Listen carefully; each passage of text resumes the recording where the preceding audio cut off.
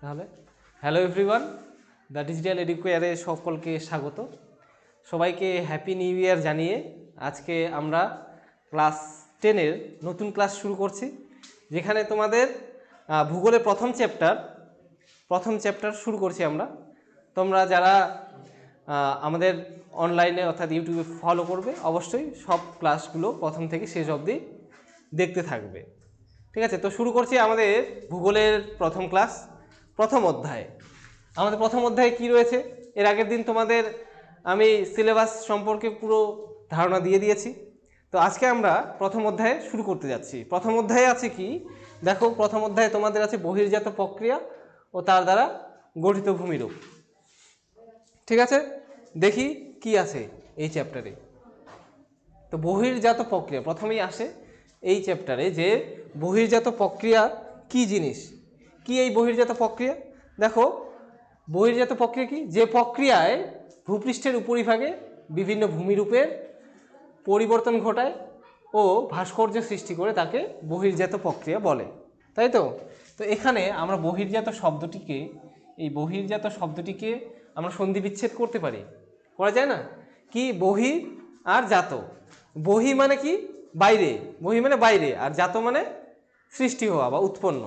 তাহলে বহির বলতে, বাইরে বলতে কোথায় বোঝানো হচ্ছে? বাইরে বলতে পৃথিবী পৃষ্ঠের বাইরে, পৃথিবী পৃষ্ঠের উপরে, বাইরে অর্থাৎ পৃথিবী পৃষ্ঠের উপরে। ঠিক আছে, এই পৃথিবী পৃষ্ঠের উপরে যে প্রক্রিয়াগুলো কাজ করে ভূপৃষ্ঠে বিভিন্ন প্রকার ভূমিরূপ সৃষ্টি করছে, তাদেরকে বলে বহির্জাত প্রক্রিয়া। এই প্রক্রিয়াগুলির বৈশিষ্ট্য কি কি? এই প্রক্রিয়ার বৈশিষ্ট্য হলো, দেখো কি কি বৈশিষ্ট্য আছে। এক নম্বর, এই প্রক্রিয়াটা একটা ধীর প্রক্রিয়া, খুব স্লো। অর্থাৎ এই প্রক্রিয়াগুলো যবে থেকে পৃথিবী সৃষ্টি হয়েছে তারপর থেকেই কিন্তু শুরু হয়ে গেছে প্রক্রিয়া, কিন্তু তারপর এত দীর্ঘ সময় ধরে এরা কাজ করে চলেছে। আজকে আমরা এই পৃথিবীতে বাস করছি, এখনও কিন্তু এই বহির্জাত প্রক্রিয়াগুলো চলছে, কিন্তু এত স্লো চলছে যে আমরা চোখের সামনে আমরা অনুভব করতে পারবো না যে এগুলো আদৌ কাজ করছে, কি তৈরি করছে। আমাদের চোখের সামনে একদিনেই কোনো কিছু হয়ে যাবে না, এটা দীর্ঘ সময় ধরে, যুগ যুগ ধরে চলতে চলতে চলতে চলতে তারপরে তার রেজাল্ট হিসাবে আমাদের চোখের সামনে কতগুলো ভূমিরূপ ফুটে উঠবে, যেটা আমরা এই যখন আমরা চ্যাপ্টারের ভিতরে ঢুকবো তখন আমরা সেই ভূমিরূপগুলো সুন্দর করে দেখতে পাবো। আর দ্বিতীয় বৈশিষ্ট্য কি, এই বহির্জাত প্রক্রিয়া যে আছে এর উৎস কি? এর উৎস হচ্ছে সূর্য। হ্যাঁ, যতদিন সূর্য আছে ততদিন বহির্জাত প্রক্রিয়া আছে। সূর্য যদি না থাকে বহির্জাত প্রক্রিয়াও স্টপ হয়ে যাবে, কারণ সূর্যের দ্বারা প্রতিদিন সূর্য থেকে প্রচুর তাপ আসছে। সেই তাপের কারণে সমুদ্রের থেকে জল বাষ্প হয়ে মেঘে পরিণত হচ্ছে, সেই মেঘ গিয়ে আবার বৃষ্টিপাত ঘটাচ্ছে, সেই বৃষ্টির জল আবার কি করছে, নদীর মাধ্যমে আবার সেই সমুদ্রের দিকে যাচ্ছে, এবং পৃথিবীর কোনো স্থানে বাতাসের বায়ুর চাপ কমাচ্ছে, আবার কোথাও বায়ুর চাপ বাড়াচ্ছে। যদি সূর্য না থাকে তাহলে সমস্ত জায়গা শীতল হয়ে যাবে, জল জমে বরফ হয়ে যাবে, আর বাতাসের সব জায়গায় চাপ কী হয়ে যাবে, সমান হয়ে যাবে। তার মানে বহির্জাত প্রক্রিয়াগুলো কী হয়ে যাবে, স্টপ হয়ে যাবে। সেই জন্য শক্তির উৎস হচ্ছে, এই বহির্জাত প্রক্রিয়ার শক্তির উৎস হলো কি, সূর্য। ঠিক আছে, 3 নাম্বার কি বৈশিষ্ট্য, বহির্জাত প্রক্রিয়ায় কি হয়, কোনো একটা জায়গার ভূপৃষ্ঠের কোনো একটা জায়গার উচ্চতার পরিবর্তন হয়। যে জায়গাটা উঁচু ওই জায়গাটা ক্ষয় হয়ে নিচা হয়ে যায়। এবার যেহেতু উঁচু জায়গা, একটা উঁচু স্থান ক্ষয় হচ্ছে, এটা ক্ষয় হয়ে হয়ে ধরে নাও এটা ক্ষয় হয়ে নিচু হয়ে যাচ্ছে।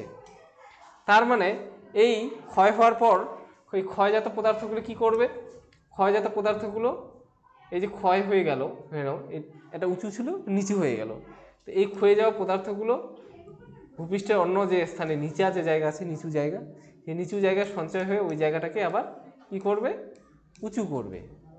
তার মানে কী হবে, উচ্চতার পরিবর্তন হবে, অর্থাৎ যে জায়গাটা অলরেডি উঁচু ওই জায়গাটা হয়ে যাবে নিচু, আর নিচু জায়গাগুলো সেই উঁচু জায়গার ক্ষয় হয়ে আসা পদার্থগুলো জমা হয়ে কি হয়ে যাবে, উঁচু হয়ে যাবে। তার মানে কি, উচ্চতার পরিবর্তন হবে। তো এই যে প্রসেসগুলো বহির্জাত প্রক্রিয়া বলে আমরা জানি, এই প্রসেসগুলোর উদাহরণ কি কি কি কি উদাহরণ আছে? বহির্জাত প্রক্রিয়া বলতে কি কি জিনিসকে বোঝাচ্ছে? তার উদাহরণ হলো নদী। 1 নম্বরে নদী এই চ্যাপ্টারে, মানে এই বছরে তোমাদের যে বহির্জাত প্রক্রিয়া আছে সেখানে নদীর কাজ অবশ্যই পড়ব। নেক্সট হলো বায়ুরও নদীর মতো বায়ু কিছু ক্ষয়কার্য সঞ্চয় কার্য চালায়, তার জন্য কিছু সুন্দর সুন্দর ভূমিরূপ তৈরি হয়। অর্থাৎ প্রকৃতিতে যে আশ্চর্য ভূমিরূপগুলো তৈরি হয় না, প্রকৃতিও একটা কারিগর। সেই কারিগরের যে বিষয়গুলো এই কারুকার্যগুলো করে সেগুলো হচ্ছে কি নদী, বায়ু, হিমবাহ, সমুদ্র তরঙ্গ, সমুদ্র স্রোত, ভৌমজল ইত্যাদি। তো এই প্রাকৃতিক শক্তিগুলো এগুলো সবগুলোই কোথায় কাজ করে? ভূপৃষ্ঠের উপরে, যার জন্য এদেরকে বহির্জাত প্রক্রিয়া বলা হচ্ছে। আর এর দ্বারাই ভূপৃষ্ঠের উপরে বিভিন্ন স্টাইলের বিভিন্ন ধরনের ভূমিরূপ তৈরি হচ্ছে, যেটা আমাদের এই চ্যাপ্টারের এই বছরের প্রথম অধ্যায়ের আলোচ্য বিষয়। ঠিক আছে, আশা করি বুঝতে পারছো সবাই। তাহলে চলো এরপরে কি আছে দেখে নিই। ঠিক আছে,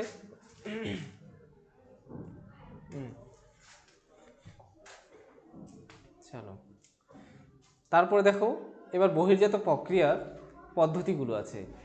কিভাবে বহির্জাত প্রক্রিয়া পৃথিবীতে ভূমিরূপ সৃষ্টিতে প্রভাব বিস্তার করে। ঠিক আছে, বহির্জাত প্রক্রিয়াকে আমরা 3 ভাগে ভাগ করতে পারি। তোমরা অবশ্যই ধীরে ধীরে খাতায় এবং কলমে কি করবে, এগুলো নোট ডাউন করবে। ঠিক আছে, শুধু শুনলে হবে না, পাশাপাশি লিখতেও হবে। তো বহির্জাত প্রক্রিয়ার বিভিন্ন পদ্ধতি, কি পদ্ধতিতে বহির্জাত প্রক্রিয়া হয়ে থাকে। দেখো, বহির্জাত প্রক্রিয়ার প্রথম যে পদ্ধতিটা আছে সেটা কি পদ্ধতি? সেটা হলো অবরোহণ পদ্ধতি। একটু আগেই তোমাদের ছবি দেখালাম যে উঁচু স্থান ক্ষয় হয়ে কি হয়ে যাচ্ছে, নিচু হয়ে যাচ্ছে। তো অবরোহণ, কথাটার হচ্ছে কথাটার অর্থ হচ্ছে মানে বিপরীত, বিপরীত প্রক্রিয়া। এই ক্ষেত্রে কি হয়, উঁচু স্থান ক্ষয় হয়ে নিচু হয়ে যায়। আর আরোহণ প্রক্রিয়া 2 নম্বর হলো, একটা প্রক্রিয়া হলো কি আরোহণ প্রক্রিয়া। এই প্রক্রিয়া কি হয়, উঁচু স্থানগুলো যে ক্ষয় হয়ে যে পদার্থগুলো আসছে সেগুলো যখন নিচু স্থানে সঞ্চয় হচ্ছে, তো তখন তাকে বলা হচ্ছে কি আরোহণ প্রক্রিয়া। আরোহণ মানে সঞ্চয়, মনে রাখবে, সহজভাবে মনে রাখবে। অবরোহণ কথাটার অর্থ হলো কি, এটার অর্থ হলো ক্ষয়। আর আরোহণ কথার অর্থ কি, আরোহণ কথার অর্থ হলো সঞ্চয়। ঠিক আছে, এবার কি হচ্ছে, অবরোহণ হচ্ছে এবং আরোহণ হচ্ছে। তার মানে কি হচ্ছে, একটা উঁচু জায়গা ক্ষয় হয়ে গেল, সেই ক্ষয় হয়ে তার পার্শ্ববর্তী যে নিচু স্থান, সেই নিচু স্থানে গিয়ে পদার্থগুলো সঞ্চিত হলো। ঠিক আছে, হয়ে গেল। তার মানে এই জায়গাটা, উঁচু জায়গাটা কি হচ্ছে, উঁচু জায়গাটা আস্তে আস্তে উচ্চতা এর হ্রাস পাচ্ছে, তাই না? আর নিচু জায়গায় কি হচ্ছে, এই ক্ষয়জাত পদার্থগুলো সঞ্চিত হয়ে নিচু জায়গার উচ্চতাটা বৃদ্ধি পাচ্ছে। ভেবে দেখো, একটা সময় এভাবে ক্ষয় আর সঞ্চয় হতে হতে একটা সময় ক্ষয় আর সঞ্চয় হতে হতে কি হবে, উঁচু জায়গাগুলোর যে ক্ষয়জাত পদার্থ ক্ষয় হওয়ার ফলে সেই উঁচু জায়গাটা নিচু হয়ে যাবে, আর নিচু স্থানে ক্ষয়জাত পদার্থ সঞ্চয় হয়ে নিচু স্থানটা উঁচু হয়ে যাবে। তার ফলে আলটিমেটলি কি হবে, একটা সময় হবে কি, যে এই উঁচু জায়গা এবং নিচু জায়গার মধ্যে একটা সামঞ্জস্য চলে আসবে। ঠিক আছে, একটা সামঞ্জস্য চলে আসবে বা প্রায় সমতল ভূমিতে পরিণত হবে। এই বিষয়টাকে বলা হচ্ছে কি, এই বিষয়টাকেই বলা হচ্ছে একসঙ্গে পর্যায়ন বলা হচ্ছে। অর্থাৎ অবরোহণ মানে ক্ষয় হচ্ছে, আরোহণ মানে সঞ্চয় হচ্ছে, এবং দুইটার ফলে সমস্ত জায়গাটা একটা সমতল ভূমিতে পরিণত হচ্ছে, যেটাকে বলা হচ্ছে কি পর্যায়ন। ঠিক আছে, কিন্তু দেখো অবরোহণ প্রক্রিয়াকে আবার আমরা 3 ভাগে ভাগ করতে পারি। অবরোহণ প্রক্রিয়া কিভাবে হয়, দেখো 1 নাম্বার অবরোহণ প্রক্রিয়া যেটা হয় সেটা হলো আবহ বিকারের মাধ্যমে হতে পারে। অবরোহণ প্রক্রিয়া, অবরোহণ এর অর্থ কি বললাম, অবরোহণের অর্থ বললাম যে ক্ষয়, অবরোহণের অর্থ হলো ক্ষয়। এবার আবহ বিকারের মাধ্যমে ক্ষয় হতে পারে। দেখো এই যে শিলাখণ্ডটা তোমরা দেখতে পাচ্ছ ছবিতে, এই শিলাখণ্ডটা কি ছিল, আগে একটাই শিলা ছিল। এরপরে যখন এটাতে তাপের কারণে, দীর্ঘদিন তাপের কারণে এই শিলার মধ্যে কি হয়েছে, দেখো কতগুলো ফাটল তৈরি হয়েছে, দেখতে পাচ্ছ? এই ফাটলগুলো কিন্তু আগে ছিল না। তার মানে একটা এত বড় শিলাখণ্ড, যেটা শক্ত একটা সলিড শিলা ছিল, সেটা ফেটে গিয়ে কি হলো, টুকরো টুকরো হয়ে গেল। তার ফলে এবার একসময় কি হবে, এখান থেকে এগুলো কি এখানে থাকবে না, একসময় এখান থেকে খসে খসে নিচে পড়ে যাবে। তার মানে জায়গাটার উচ্চতা কি হচ্ছে, উচ্চতাটা একসময় হ্রাস পাচ্ছে, এটাকে বলা হচ্ছে কি আবহ বিকার। 2 নাম্বার কি হয়, পুঞ্জিত ক্ষয়। পুঞ্জিত ক্ষয় বলতে দেখো ছবিতে দেখা যাচ্ছে বিশাল বড় এলাকা জুড়ে ধস নামছে, নামছে না? পুঞ্জিত কথাটার অর্থ হচ্ছে পুঞ্জীভূত, মানে অনেক, প্রচুর প্রচুর জায়গার মাটি, শিলাখণ্ড, ঠিক আছে, বা গাছপালা সহ গোটা এলাকাটা যখন ধসে যাবে, ঠিক আছে, তখন তাকে কি বলবে? তখন তাকে বলবে, তাহলে পুঞ্জিত ক্ষয় বলতে কি বললাম আমি, যে যখন একটা বিশাল এলাকার মাটি সহ, ঠিক আছে, ঘর বাড়ি সহ বলতে পারো, ওখানে যদি কেউ বিল্ডিং করে থাকে বিল্ডিং সহ গোটা এলাকাটা একসঙ্গে ধসে যাবে, সরে যাবে মাটি, বিশাল বড় এলাকার মাটি, তখন তাকে পুঞ্জিত ক্ষয় বলবে। ঠিক আছে, এটা কিন্তু দেখো একটা ভূমিধসেরও ছবি বটে, কিন্তু এই ভূমিধস জিনিসটাকেই বলা হচ্ছে কি পুঞ্জিত ক্ষয়। আর কি হয়, আর একটা হয় ক্ষয়ীভবন। দেখো এই ছবিটা দেখে কি বুঝতে পারছো, এই জায়গাটা এক সময় এরকম সমান ছিল, এখানেও কি ছিল, মাটি দ্বারা পূর্ণ ছিল, এরকম সমান ছিল জায়গাটা। তারপরে এখানে বৃষ্টিপাতের ফলে কি হয়েছে, জায়গাটা আস্তে আস্তে আস্তে এখান থেকে মাটিটা টোটালটা সরে যাচ্ছে, একবারে এখান থেকে আস্তে আস্তে জায়গাটাকে কি করবে, গর্ত করে দেবে। ঠিক আছে, এটাকে বলতে হচ্ছে কি ক্ষয়ীভবন, অর্থাৎ ক্ষয় হয়ে যাচ্ছে। ঠিক আছে, নেক্সট দেখো, এটুকু বোঝা গেল কি কি পড়লাম, অবরোহণ, আরোহণ আর পর্যায়ন। আর কি পড়লাম, যে অবরোহণের 3টি প্রক্রিয়া, যেটা হলো কি কি আবহবিকার, পুঞ্জিত ক্ষয় এবং ক্ষয়ীভবন। ঠিক আছে, দেখি এরপরে কি কি আছে, সরি দাঁড়াও, এরপরে আছে দেখো যে বহির্জাত প্রক্রিয়া। একটু আগে তোমাদের প্রথম আমি কি দেখালাম, যে বহির্জাত প্রক্রিয়াগুলোর উদাহরণ দেখো, পড়লাম না আমরা প্রথম প্রক্রিয়া কি, নদী, তাই তো, নদী পড়লাম আমরা। দেখো এবার আমি কি বললাম, যে এবার তোমাদের ক্লাস 10-এ প্রথম অধ্যায়ে এই 3টা বিষয়, নদী, বায়ু, হিমবাহ, এই 3টাই কিন্তু আলোচনা আছে, যার জন্য বহির্জাত প্রক্রিয়া কথাটা আসছে। ঠিক আছে, এই বহির্জাত প্রক্রিয়াকে ইংলিশে কিন্তু এক্সোজেনেটিক প্রসেস বলে। ঠিক আছে, তো এখন তোমাদের শুরু হচ্ছে যে নদী। ঠিক আছে, নদী যে বিষয়টা, নদী শুরু হয়ে যাচ্ছে তোমাদের, যেটা তোমাদের প্রথম অধ্যায়ের প্রথম গুরুত্বপূর্ণ বিষয়, গুরুত্বপূর্ণ পার্ট। এখান থেকে প্রচুর বড় প্রশ্ন আসবে, তোমাদের বড় প্রশ্নও আসবে, পড়তে হবে, পরীক্ষাতেও থাকবে, এবং এর সঙ্গে পাশাপাশি অনেক ছোট প্রশ্ন, এমসিকিউ, এসএকিউ সবগুলো এখান থেকে আসবে। দেখো একটা সহজ জিনিস যেটা সবাই দেখছো, নদী, সেই নদী সম্পর্কেই কিন্তু পড়তে হচ্ছে, নতুন কোনো বিষয় নেই, কিন্তু এই নদী সম্পর্কে আমরা নতুনভাবে নদীকে জানবো, শিখবো। ঠিক আছে, চলো দেখে নেওয়া যাক।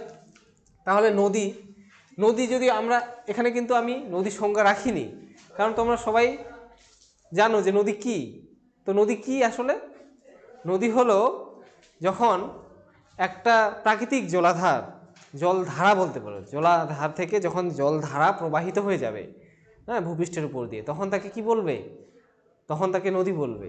ঠিক আছে, মানে মাটির উপর দিয়ে, ভূপৃষ্ঠের উপর দিয়ে প্রাকৃতিকভাবে প্রচুর জলরাশি বয়ে যাচ্ছে, যা তাকেই তো আমরা নদী বলি, তাই না? নদী দিয়ে আমরা কি দেখি, প্রচুর জল প্রবাহিত হয়ে যেতে দেখি, তাই তো। তাহলে এই নদী কিন্তু জলচক্র, জলচক্রে একটা বিশাল ভূমিকা রাখে।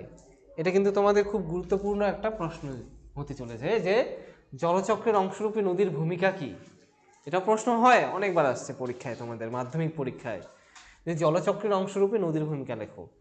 তো জলচক্র বিষয়টা কি, আগে এটা বুঝতে হবে আমাদের, তারপরে সেখানে আমরা নদীর ভূমিকাটাকে বুঝতে পারবো। ঠিক আছে, দেখো এখানে কি বলা আছে, জলচক্রের অংশরূপে নদী, এখানে কি বলা আছে, দেখো অধক্ষেপণের জল ভূপৃষ্ঠে পড়ার পর কিছুটা চুইয়ে মাটিতে প্রবেশ করে, কিছুটা বাষ্পীভূত হয়, আর বাকি জলের পুরোটাই কি হয়, ভূপৃষ্ঠের নদ নদীর মধ্যে দিয়ে সমুদ্রে মিলিত হয়। ঠিক আছে, দেখো এখানে ছবিতে তোমরা পরিষ্কার বুঝতে পারবে, এই যে সমুদ্র, মহাসমুদ্র, এই যে মহাসমুদ্র, এখান থেকে কি হচ্ছে, জল প্রতিদিন সূর্যের তাপে বাষ্পে পরিণত হচ্ছে, ওই কি হয়ে যাচ্ছে, মেঘে পরিণত হচ্ছে, দেখো, তাই না? প্রতিদিন প্রচুর পরিমাণে জল বাষ্প হয়ে মেঘে পরিণত হচ্ছে। এবার এই মেঘগুলো কোথায় চলে যাচ্ছে, মেঘগুলো সমুদ্র থেকে পাহাড়ের দিকে চলে যাচ্ছে, যাচ্ছে, সেখানে গিয়ে কি করছে, যেমন পরের ছবিতে সুন্দর করে দেওয়া আছে, সেই মেঘ থেকে প্রচুর বৃষ্টিপাত হচ্ছে, হচ্ছে না? এই বৃষ্টির জলটা কি করবে, বৃষ্টির জলটা কি ওখানে দাঁড়িয়ে থাকবে? এটা তো উঁচু জায়গা, এগুলো তো উঁচু জায়গা, এখান থেকে কি হবে, বৃষ্টির জল নিশ্চয়ই গড়িয়ে পড়বে।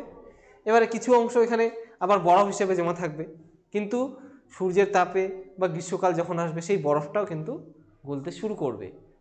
তো তখন সেই গলিত জলরাশি বা বৃষ্টির জল, এই সব জলগুলো কি করবে, গড়িয়ে গড়িয়ে নিচ দিকে আসা শুরু করবে। তারপর সেই গড়িয়ে আসা জলগুলো সবগুলো একসঙ্গে মিশে কি করবে, দেখো এই যে বিভিন্ন হ্রদ থেকে পার্শ্ববর্তী এলাকা থেকে জলগুলো এসে এই একসঙ্গে মিলিত হয়ে একটা নদীর সৃষ্টি করবে। এবং এই নদীটা কি করছে, আবার এই সম্পূর্ণ জলগুলোকে নিয়ে আবার সেই এনে কোথায় ফেলছে, সমুদ্রে ফেলছে। তাহলে এই একসঙ্গে দেখলে আমরা কি দেখছি যে সমুদ্র থেকে জল বাষ্প হয়ে উপরে উঠছে, সেখান থেকে বায়ুমণ্ডল থেকে কি যাচ্ছে, এই যে বায়ুমণ্ডলে যাচ্ছে, বায়ুমণ্ডল থেকে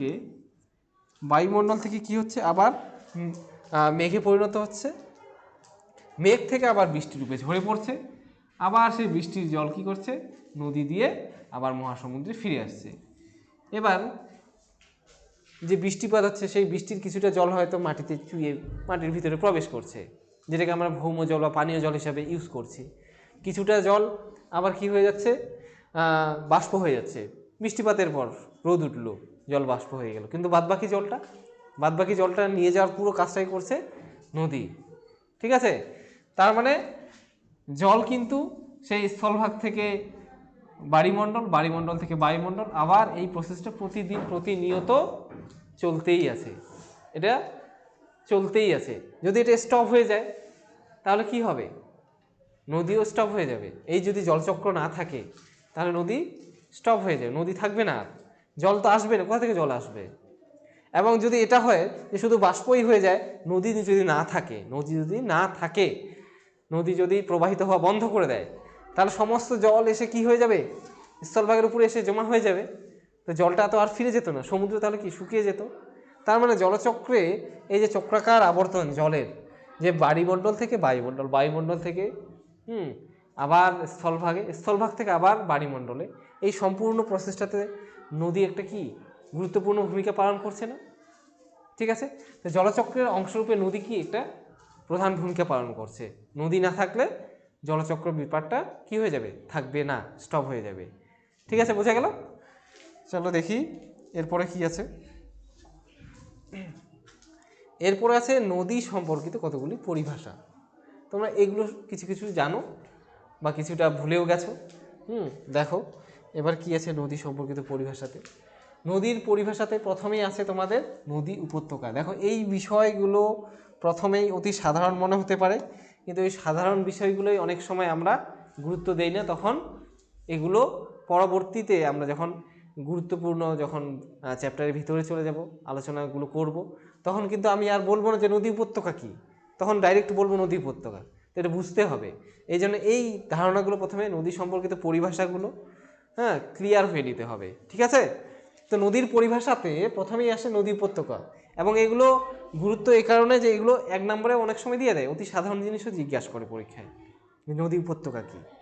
তো নদী উপত্যকা কী, এখানে সংজ্ঞা দেওয়া আছে কি, উৎস থেকে মোহনা পর্যন্ত যে সংকীর্ণ ও দীর্ঘ খাতের মধ্যে দিয়ে নদীর জলধারা প্রবাহিত হয় তাকে নদী উপত্যকা বা ইংরেজিতে কি বলে, রিভার ভ্যালি বলে। দেখো এখানে ছবিতে দেখো নদীটা কোন দিক দিয়ে যাচ্ছে, নদীটা এই যে বরফ দেখছো, পাহাড়ের উপরে বরফ জমে আছে, সেই বরফগুলা জল এই স্থলভাগের মধ্যে দিয়ে এই দিক দিয়ে প্রবাহিত হচ্ছে। তো যে জায়গা দিয়ে প্রবাহিত হচ্ছে, সেই যে রাস্তা দিয়ে প্রবাহিত হচ্ছে, এটা সংকীর্ণ না খুব, এটা কি খুব চওড়া, এটা সংকীর্ণ। দেখো এই পাশের ছবিটাও দেখো, পার্শ্ববর্তী যে ছবিটা আছে এখানে দেখো নদীটা কত সংকীর্ণ। নদীটা কি আশেপাশ দিয়ে যাচ্ছে, এই যে জায়গাটা দিয়ে যাচ্ছে, নদীটা যে জায়গাটা দিয়ে যাচ্ছে, যেই রাস্তাটা দিয়ে যাচ্ছে, যে সংকীর্ণ দীর্ঘ কি বলবো, সংকীর্ণ দীর্ঘ যে খালের মধ্যে দিয়ে প্রবাহিত হচ্ছে তাকেই বলা হচ্ছে নদী উপত্যকা। মনে থাকবে এটা। তাহলে নদী উপত্যকা কি কোনো একটা নির্দিষ্ট জায়গায় দেখা যাবে না, নদীটা একদম উৎস থেকে মোহনা পর্যন্ত যেই খাতের চ্যানেলের মধ্যে দিয়ে যাচ্ছে তাকেই বলা হচ্ছে নদী উপত্যকা। ঠিক আছে, তারপরে দেখি আর কি পরিভাষা আছে এর সঙ্গে আছে। দেখো তারপরে 2 নম্বর পরিভাষা নদী অববাহিকা। দেখো এগুলো গুলিয়ে যাওয়ার সম্ভাবনা আছে, সেজন্য ভালো করে বুঝে নাও। নদী অববাহিকা ইংরেজিতে বলে রিভার বেসিন। রিভার বেসিন কি জিনিস?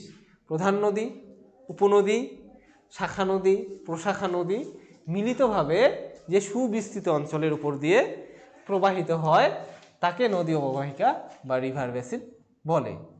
দেখো এই ছবিটাতে যেটা স্পষ্টভাবে বোঝা যাচ্ছে, এখানে বৃষ্টিপাত হচ্ছে, এখানে কিছু বরফও জমে আছে, এখান থেকে নদী সৃষ্টি হলো, তাই তো?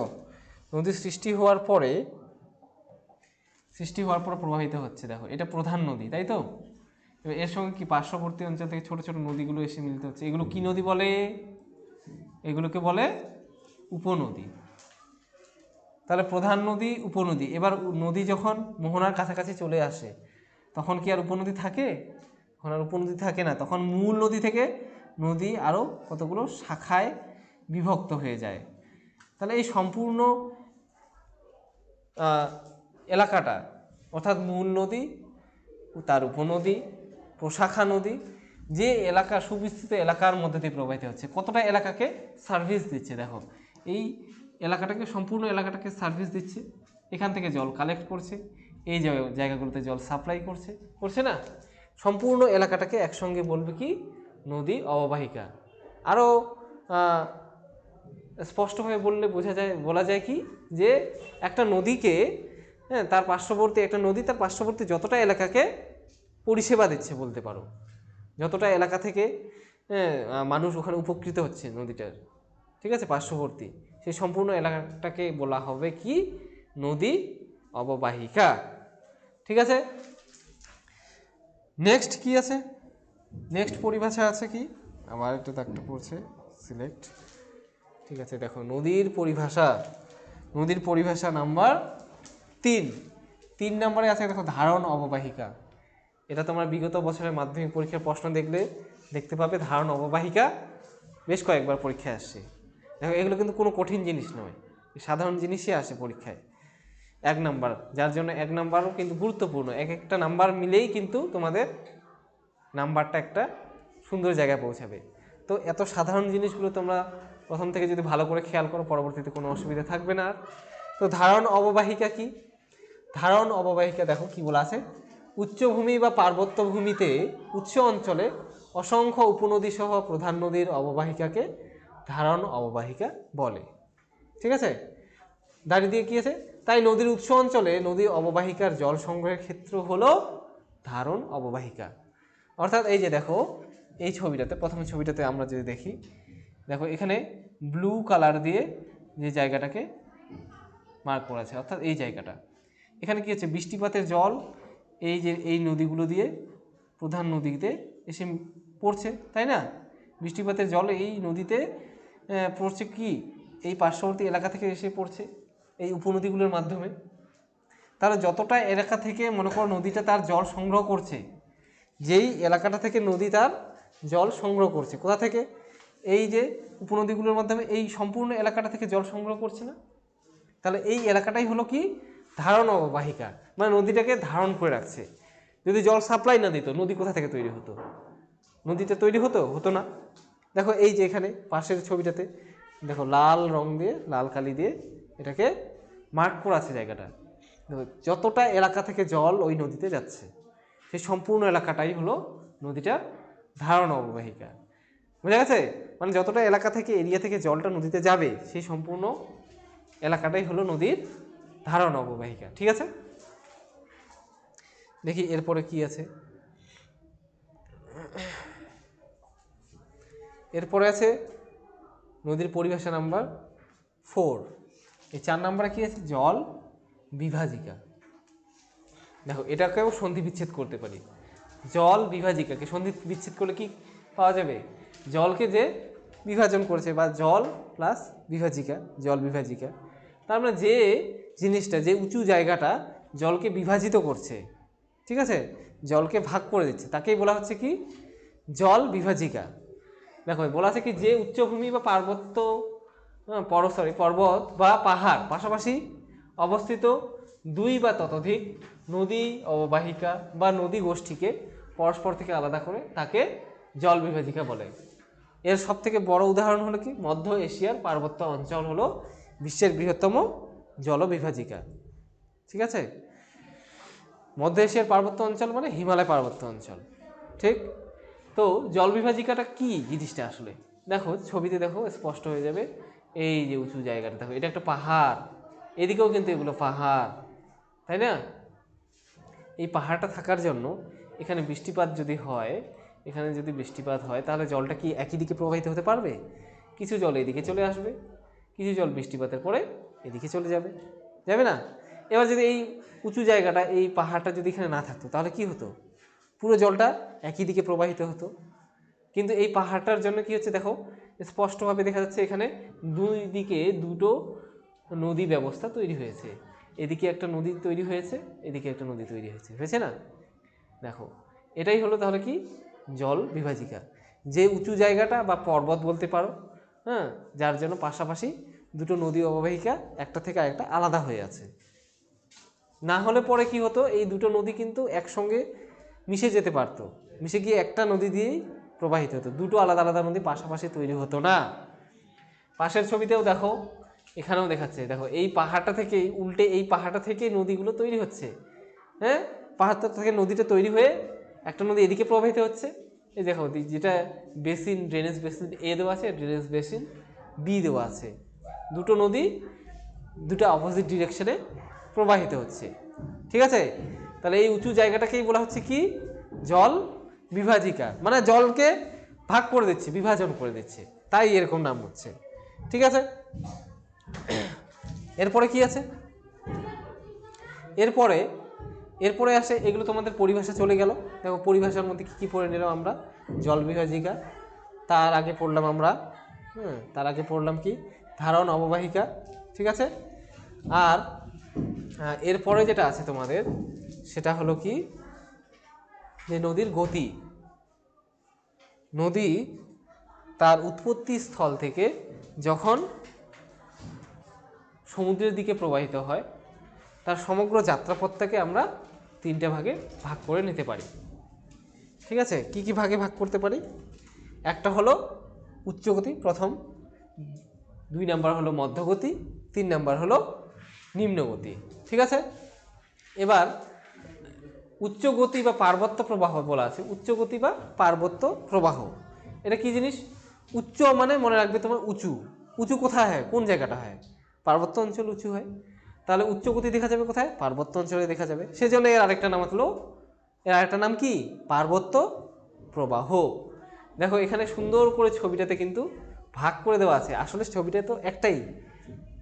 তো এই যে পাহাড়ি, যতক্ষণ পর্যন্ত নদীটা পাহাড়ি অঞ্চলে আছে ততক্ষণ পর্যন্ত নদীটার কি এই অংশটা হলো উচ্চ প্রবাহ বা পার্বত্য প্রবাহ বা উচ্চ গতি।